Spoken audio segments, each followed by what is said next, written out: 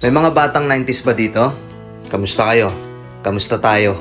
Alam nyo, sa totoo lang tayo may pinakamasayang kabataan. Tayo yung mga kabataan noon na napakababaw ng kaligayahan. Tayo yung mga batang batak sa arawan kahit napagalitan ng magulang, okay lang basta makipaglaro sa mga kaibigan. Di natin alam kung ano yung teknolohiya. Di natin alam kung ano yung cellphone. Di natin kilala si Coco Melon. Kontento na tayo sa mga laruan natin at sa kung ano yung meron. Tayo yung mga batang halos makompleto natin lahat ng laruan sa Jollibee at McDo. Bumibili tayo ng tig-pipisong laruan baka sakaling may laruan doon sa loob. Naalala nyo?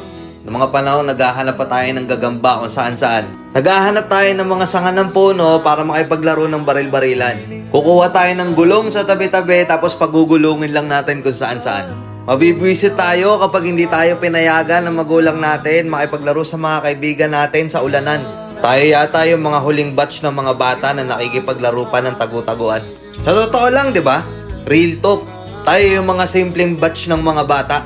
Tayo yung mga batang napakasimple lang ng kaligayahan. Pero yung mga batang yun ngayon, nagsilakihan na.